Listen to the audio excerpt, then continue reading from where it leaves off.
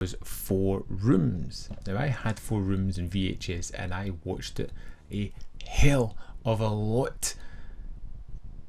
One of those movies that before the internet I didn't realise the kind of word of mouth that it had or the reputation that it had. I didn't care. I found entertainment within it and I loved this weird and wacky take on an anthology idea. So the basic premise here is we have Tim Roth.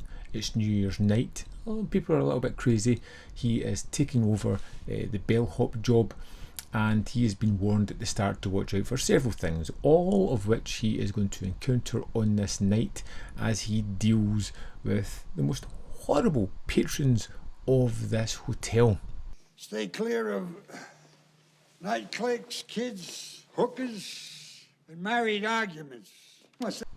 It's an over-the-top, exaggerated performance by Tim Roth, and I like that. A lot of people don't. They think it's too comedic, it's too broad, but I like the kind of silliness that it imbues. And as we move through the 4 stories, things get interesting. You know, the first one, directed by Alison Anders, The Missing Ingredient, is about a group of witches that are gathering there to resurrect their dead goddess.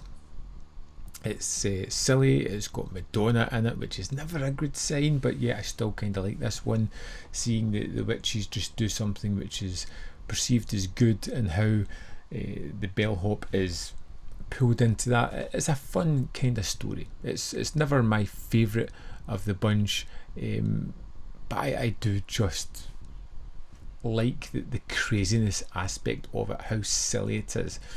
If she doesn't get his goop in 10 minutes, I'm gonna go in there and get it myself.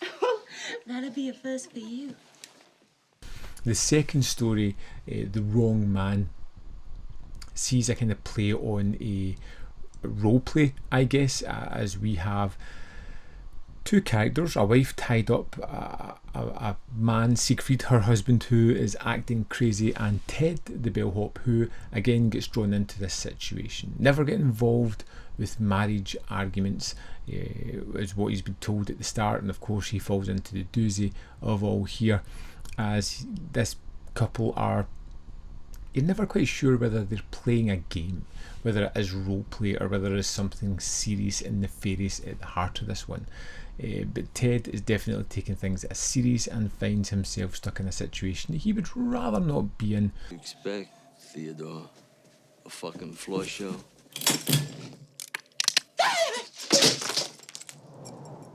The third story in this one, The Misbehaviours, is the Robert Rodriguez directed episode. You get Antonio Banderas as a husband. He has his wife, he's got 2 kids. He's going to a party and decides to let the kids just stay in the hotel room for the night, and he pays Ted the bellhop a lot of money to make sure that the kids are fine. Don't misbehave. These kids are smart, destructive, and are looking to keep themselves entertained in any ways that they can, and this is one of those ones that just ramps up and ramps up with the craziness that's going on, and you can feel Robert Rodriguez all over this, from the close-ups, the smash zooms, the ridiculous situations that we are placed in, the violent and surprising ending. It very much feels like a Rodriguez film.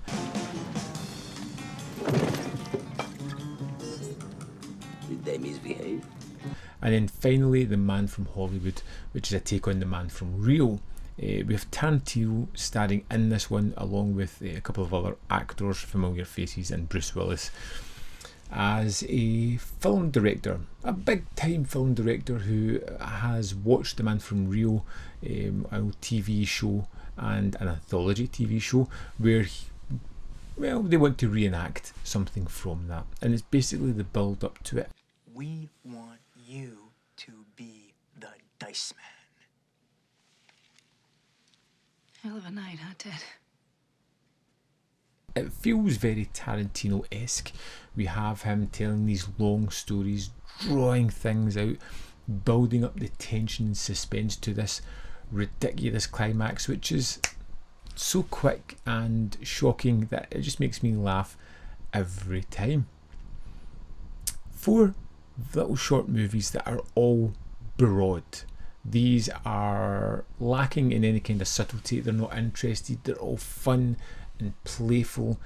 Sometimes Ted gets the upper hand. Sometimes he ends up not as well off as he thought he would be.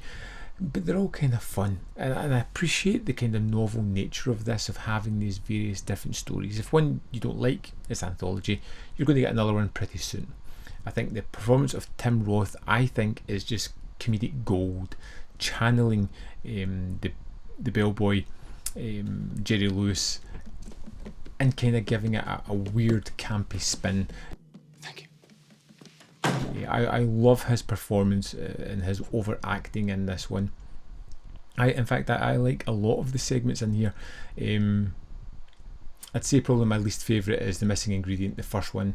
After that, they're pretty good, and I really do like The Man from Hollywood. Is probably my favourite. Keep the best from last. Tarantino, he was the biggest name at the time. It's understandable. But yeah, I'm kind of shocked almost by how loathed this film really is. It doesn't change my opinion. I still love it.